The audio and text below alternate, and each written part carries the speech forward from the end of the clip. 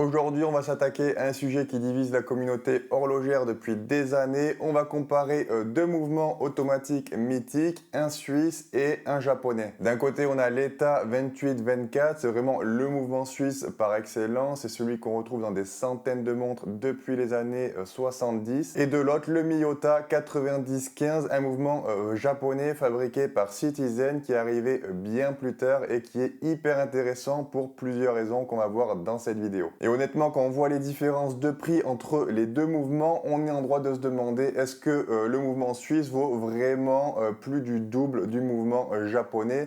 Est-ce qu'on paye pour de la qualité ou plutôt pour le prestige? On va tout décortiquer ensemble. On va parler technique, prix, épaisseur, précision, réparabilité et à la fin, je vous donnerai mon propre avis. Donc l'ETA 28-24, c'est un mouvement de la fin des années 70 développé par ETA qui est une filiale du groupe Swatch. À l'époque, l'idée c'était vraiment de créer le mouvement automatique de référence pour toute l'industrie suisse. Et c'est exactement ce qui s'est passé. Il est devenu le cheval de bataille de l'horlogerie suisse. Vous le retrouvez absolument partout, chez Hamilton, Tissot, Mido, Certina et chez plein de marques indépendantes. C'est la valeur sûre de l'horlogerie, c'est fiable, éprouvé. Tout le monde connaît et en est satisfait normalement. Je fais une petite parenthèse mais qui est importante quand je parle du 28-24 dans cette vidéo. Vous pouvez aussi inclure le Sellita SW200 parce que le SW200 en fait c'est un clone quasi identique de l'ETA. Et il a été créé en fait justement quand ETA avait annoncé qu'ils allaient arrêter de fournir leurs mouvements aux marques extérieures au groupe Swatch. Du coup, à ce moment-là, Sellita avait développé son propre mouvement compatible et les pièces sont carrément interchangeables entre les deux marques. C'est vraiment des clones parfaits. Le Sellita, il a juste un rubis de plus sur l'arbre de barillet, mais en gros, ça change rien. Le Miyota 90-15, lui, il est arrivé bien plus tard, autour de 2009. Et pour ceux qui savent pas, Miyota, c'est une des filiales de Citizen. Avant le 90-15, Miyota était surtout connu pour le 82-15, un mouvement qui était très basique, pas cher, qu'on retrouve dans énormément de montres d'entrée de gamme et de micro-marques. C'est un peu la Dacia de l'horlogerie, ça coûte pas cher et ça marche super bien. Mais avec le 90-15, Miyota voulait vraiment passer dans une autre catégorie et proposer un mouvement plus premium capable de rivaliser avec les Suisses et en particulier ce fameux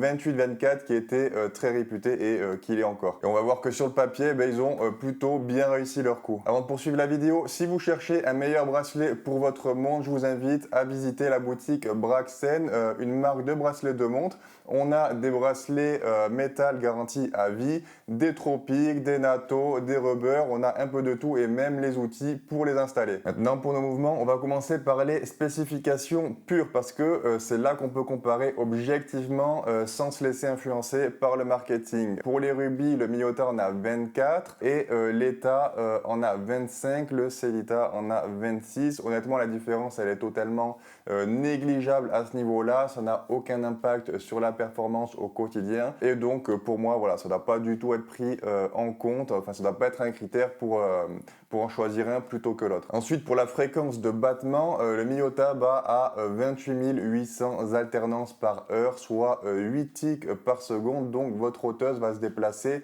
8 fois par seconde. C'est la même cadence qu'une Rolex moderne, par exemple. Et l'ETA 28-24, lui aussi, il bat à 28 800 alternances par heure. Donc match nul sur ce point-là et pour info ça correspond à 4 Hz. Par contre si on compare ça avec le Miyota 82-15, ceux-là ils battent à 21 600 alternances par heure, c'est plus lent et c'est pour ça en fait que la trotteuse sur ces mouvements-là elle est un peu moins fluide à l'œil puisque voilà elle se déplace seulement 6 fois par seconde. Donc là-dessus le 90-15 joue dans la même cour que l'ETA. La réserve de marche c'est à peu près pareil pour les deux, entre 38 et 42 heures à peu près. En gros, vous enlevez votre montre le soir, le lendemain, elle tourne encore, mais si vous la laissez 2 jours d'affilée dans un tiroir, là, elle sera arrêtée. C'est vraiment le standard du marché pour cette gamme de mouvements. Par contre, maintenant, on arrive sur un point qui, pour moi, est vraiment déterminant et où le Miyota prend un avantage très sérieux, c'est l'épaisseur. Le Miyota 90-15 fait 3,9 mm d'épaisseur, du rotor à la platine, sans compter la hauteur des aiguilles en plus. Et le 28-24 28-24, lui, il fait 4,6 mm. On parle de presque 1 mm de différence. Et ça peut paraître rien dit comme ça, mais pour un mouvement de montre, c'est énorme. Ça représente entre 10 et 15% d'épaisseur en moins. Et cette différence-là, ben forcément, elle se répercute directement sur l'épaisseur finale du boîtier de votre montre. Pour une plongeuse ou une tool watch, c'est pas très grave, mais pour des montres plus habillées, avec un mouvement plus fin, ça change complètement le produit final. Pour avoir un mouvement suisse aussi fin que le 90-15, ben, il faudra passer sur un ETA 28-92 qui coûte encore le double d'un 28-24. Donc le Miyota, il arrive à être plus fin et moins cher. C'est là que ça commence à être un peu gênant pour les Suisses. En même temps, c'est logique, le 90-15 est sorti 30 ans après le 28-24, donc forcément Miyota a bénéficié de 3 décennies de progrès en matière de miniaturisation et d'usinage. Les machines et les procédés de fabrication se sont largement améliorés entre temps. Mais le résultat est là et le Miyota est meilleur à ce niveau-là. Il faut aussi évidemment parler du coup du nerf de la guerre. Le prix, et là c'est vraiment le jour et la nuit. On passe du simple au double. Un mouvement Miyota 90-15 neuf, si vous voulez en acheter un en ligne, c'est entre 80 et 100 euros. Un 28-24 de grade standard, c'est plus du double, on dépasse les 200 euros. Aujourd'hui, attention, je parle bien du grade standard du mouvement ETA, le plus basique, parce qu'en fait, chez ETA, il existe en 4 grades. Donc on a le grade standard, ensuite élaboré, le grade top et le dernier, le chronomètre. Plus vous montez en grade et plus le mouvement est régulé dans différentes positions et plus le prix s'envole. Alors que le Miyota, lui, il existe qu'en un seul grade, il n'y a pas de déclinaison, donc aucune confusion possible. Et du coup, bah, forcément, cette différence de prix du mouvement, elle se répercute sur le prix de la montre finie. Si une marque utilise un ETA, elle doit ajouter cette différence de coût au prix de vente et par-dessus, bah, il y a les marges, les frais de distribution, etc. Donc au final, pour le consommateur, ça peut représenter facilement 200 à 400 euros de plus sur la montre finie, puisque voilà, bah, quand on additionne les charges, les taxes, etc., ben, il ne suffit pas d'ajouter 100 euros au prix quand le mouvement coûte 100 euros de plus. Donc, ben, au final, ça fait une très grosse différence à la fin sur le prix final de la montre complète assemblée. Il faut aussi qu'on parle d'un petit détail, mais qu'il faut savoir pour l'État, puisque ça fait 50 ans que ce mouvement existe, il y a énormément de contrefaçons qui circulent. Donc, si vous achetez un ETA en ligne, il faut vraiment faire attention à la source. Et pour le Miyota, heureusement, c'est un problème qui n'existe pas vraiment. Et sur le papier, les tailles devraient être plus précis. Sa tolérance officielle pour le grade standard, c'est plus ou moins 12 secondes par jour. Donc une plage de 24 secondes, alors que le Miyota annonce de son côté une tolérance de moins 10 à plus 30 secondes par jour, donc une plage de 40 secondes. Sur le papier, c'est l'État qui gagne assez largement. Mais, et c'est un gros mais, dans la réalité, c'est pas du tout ce qu'on observe. Si vous traînez sur les forums et les groupes horlogers, vous verrez énormément de retours de gens qui obtiennent une excellente précision avec leur Miyota 90-15, souvent meilleur que ce que Miyota annonce officiellement. Donc est-ce que Miyota fait un réglage plus soigné que ce qu'ils admettent? C'est possible.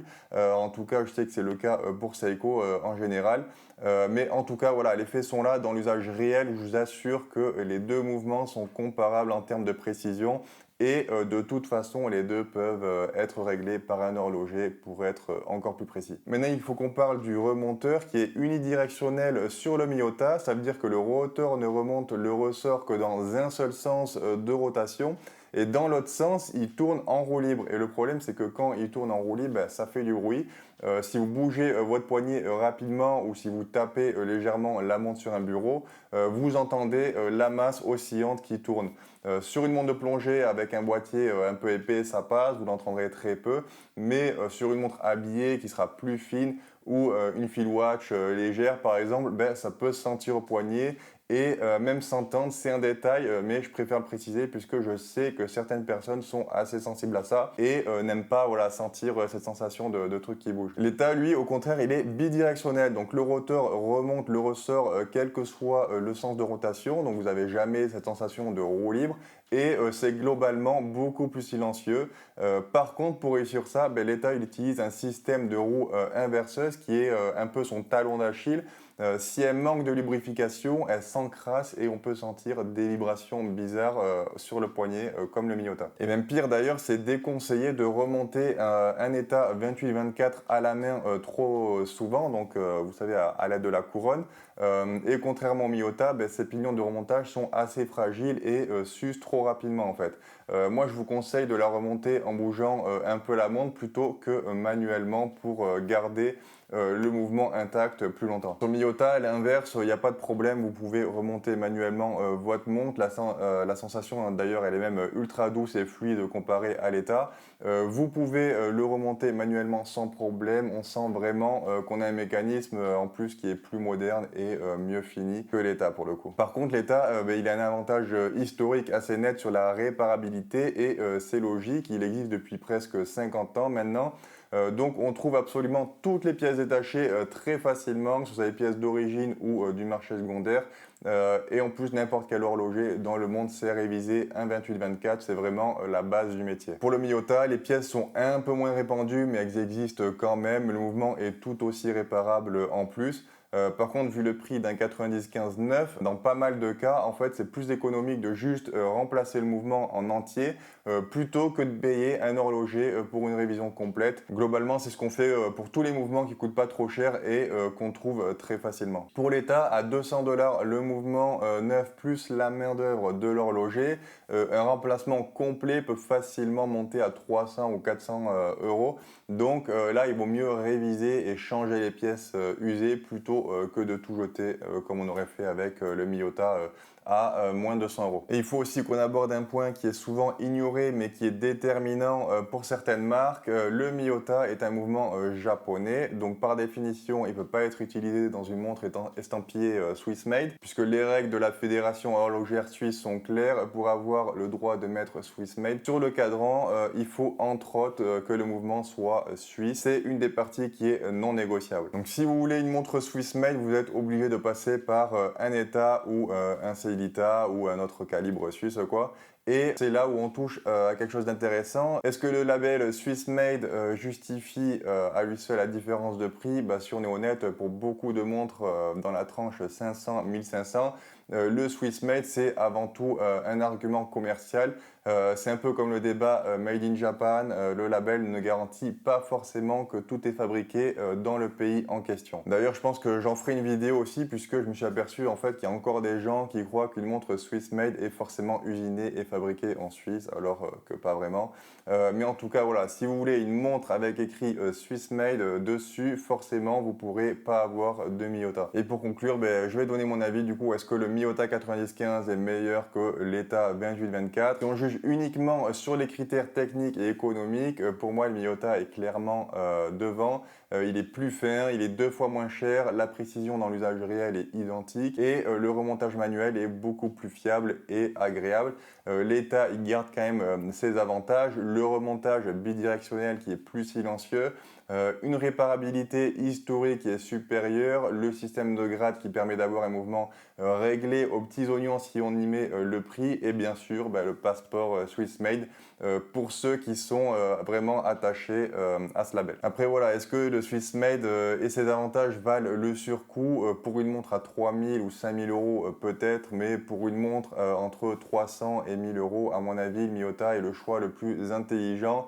Vous aurez un mouvement qui est fiable, précis, fin et la différence de prix pourra être investie dans des meilleurs matériaux pour le boîtier, la lunette ou un meilleur bracelet. C'est ce qu'elles font en général les marques. Si elles payent moins cher le mouvement, elles peuvent mettre l'argent ailleurs. Et au final, ça en fera une montre moins chère et factuellement meilleure. Parce que parfois, on paye plus cher pour un label et une histoire plutôt que pour une réelle supériorité technique au quotidien. Et c'est pas grave si c'est un choix éclairé. L'erreur, voilà, c'est juste de croire que Suisse veut automatiquement dire mieux dans tous les cas, parce que dans cette gamme de prix-là, le Japon a clairement rattrapé la Suisse et sur certains points, ils l'ont même dépassé. J'espère que cette vidéo vous aidera à y voir plus clair la prochaine fois que vous hésiterez entre une montre avec un mouvement suisse et un mouvement japonais. N'hésitez pas à visiter la boutique Bébé Gear si vous cherchez une vraie tool watch et on se retrouve très vite pour une nouvelle découverte horlogère.